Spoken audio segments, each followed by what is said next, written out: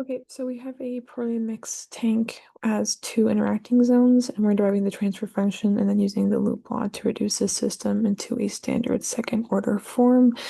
The assumptions are it's not well mixed. You have a constant density in Cp and UA, which is the heat transfer coefficient times area. Q equals 0. There's no heat loss to the surroundings. It's an incompressible fluid. Qn equals Q out equals Q. V1 and V2 are independent of time, and we're neglecting thermal capacitance of the coil for dynamic balances. We assume that the tank is not perfectly mixed, so we can divide into two regions. Tank 1 represents the bulk fluid, and tank 2 represents the region around the heating coil. And because mixing is imperfect, there's an internal recycle flow between the two regions that we end up modeling as a feedback loop. From there, we're starting with full dynamic mass balances for both tank 1 and tank 2. For tank 1, the temperature depends on the inlet temperature and the recycle from tank 2. And for tank 2, the temperature depends on the flow from tank 1 and the heat input from the stream. So we start with driving tank 2 first, so we can then go into tank 2 since tank 1 depends on tank 2. And then we get these guys. We'll go into linearization and the transfer functions in a minute, but we're going to go on to the full dynamic energy balances for tank 1 and tank 2. We're starting with like the overall equation for those being in minus out plus heating equals the accumulation, and assuming that density V2 and C is constant for both of them and that we can get rid of T out for each of these because each individual one is well mixed, but we end up with these guys. And then at steady state accumulation equals 0 at steady state balances, so we can simplify these two equations down into these guys. And then we can get transfer functions into standard form with first order variables. Tank 1 has a time constant tau 1 and gains k in and k1, and tank 2 has a time constant tau 2 and gains k2 and ks.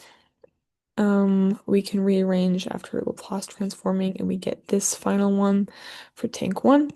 And the same thing, rearrange and get this equation for tank 2.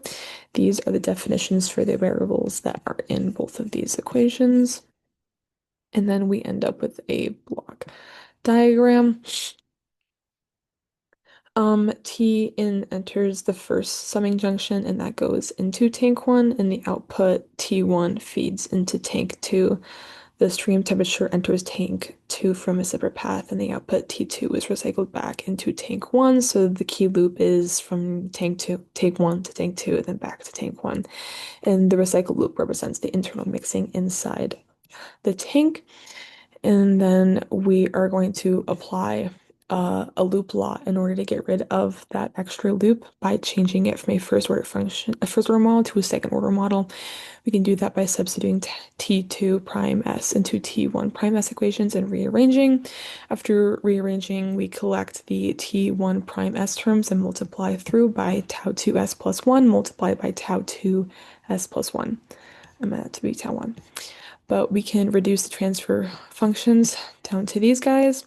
And then in the second order form, we have these equations, and we can define the reduced gains, which ends up being these guys. And then starting from this equation, we can bring that down here and find the inlet disturbance gain, which ends up being this equation.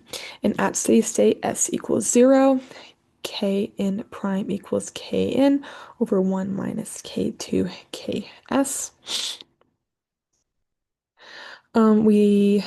This eliminates the internal loop and gives us a single transfer function with a second order dynamics. And then we have a simpler, we'll just spin it a bunch of times.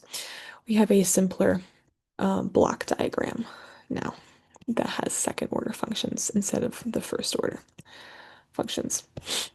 And then last but not least, I have my table of all of my parameters, the real process variables, first order parameters, and second order parameters to figure out where everything goes.